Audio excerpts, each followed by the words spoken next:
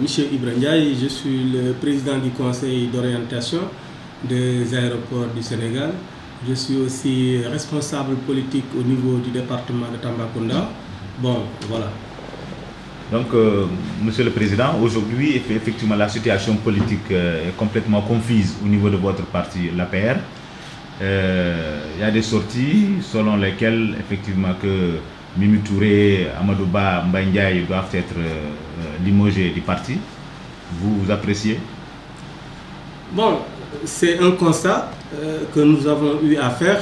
Si vous regardez bien, depuis, donc, je peux dire même, février, donc depuis le 25 février 2019, chaque jour il y a des agitations à gauche, à droite dans le parti.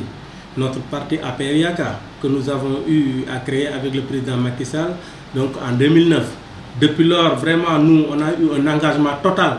Finalement, moi, j'ai refusé même qu'on me qualifie comme un apériste. Moi, je suis un maquiste à 100%. J'y vais avec donc vraiment engagement. Et aujourd'hui, le constat est là.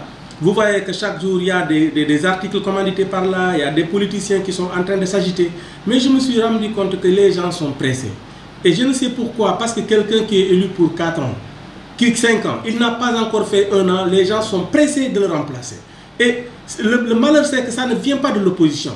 Ça vient de notre parti, c'est en fait des éléments du parti, des cadres, des personnes qui se disent cadres, qui font en fait ces montages pour uniquement créer des problèmes au président Macky Sall.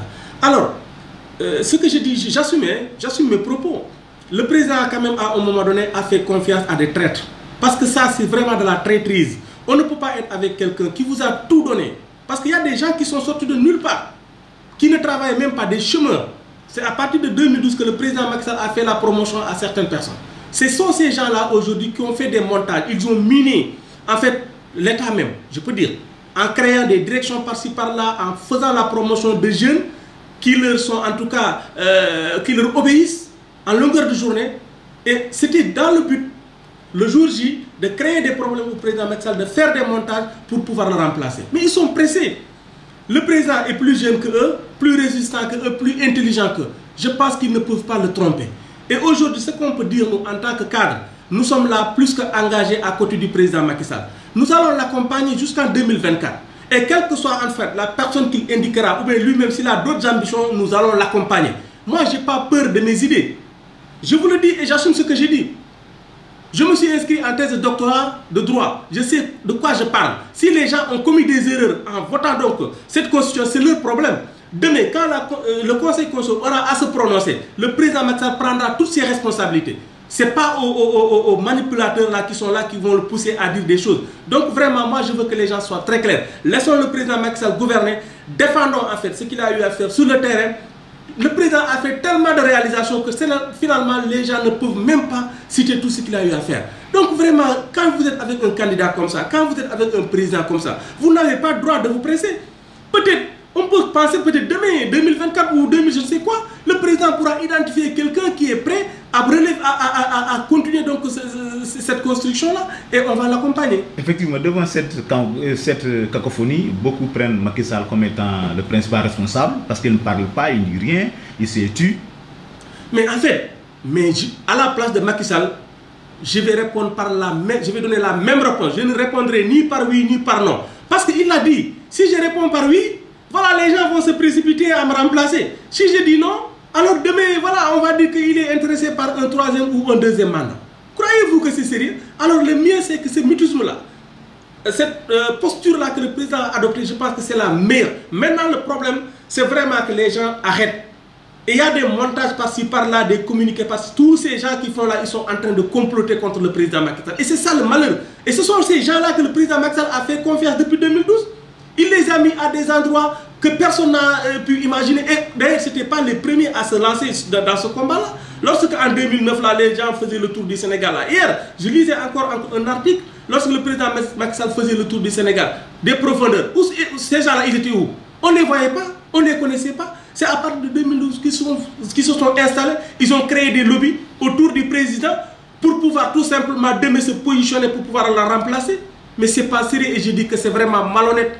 Voilà. Selon vous, est-ce que l'APR va-t-elle survivre à Macky Sall? Je pense que le président Macky Sall, en tout cas, il y a des gens engagés. Moi, je sais qu'il y a des cadres engagés à côté du président Macky Sall. Ils sont là dans l'ombre. Ils attendent. Et je sais qu'ils vont accompagner le président Macky Sall. Ils vont l'accompagner jusqu'en 2024. Et le président, la direction qu'il va indiquer, c'est cette direction-là que nous allons suivre. Moi, en tout cas, je suis dans ce groupe-là. Je ne suis donc vraiment un jeune de personne ou un cadre derrière qui que ce soit. Je suis avec Macky Sall, je l'accompagne. Et je sais qu'il y a plusieurs cadres qui sont comme ça, qui sont derrière le président. Ils n'attendent que le mot d'ordre du président Macky Sall pour pouvoir exécuter. Donc vraiment, il faut que les gens quand même tiennent la raison et puis qu'ils puissent vraiment se mettre au travail. Essayer au moins de symboliser ce que le président Macky Sall est fait sur le terrain, de le vulgariser. Donc les réalisations, en tout cas, d'en parler, au lieu de se mettre là à se battre, à se quereller du jour au lendemain pour pouvoir le remplacer. Compte tenu de toute cette polémique, qu'envisagez-vous par rapport à la présidence de 2024?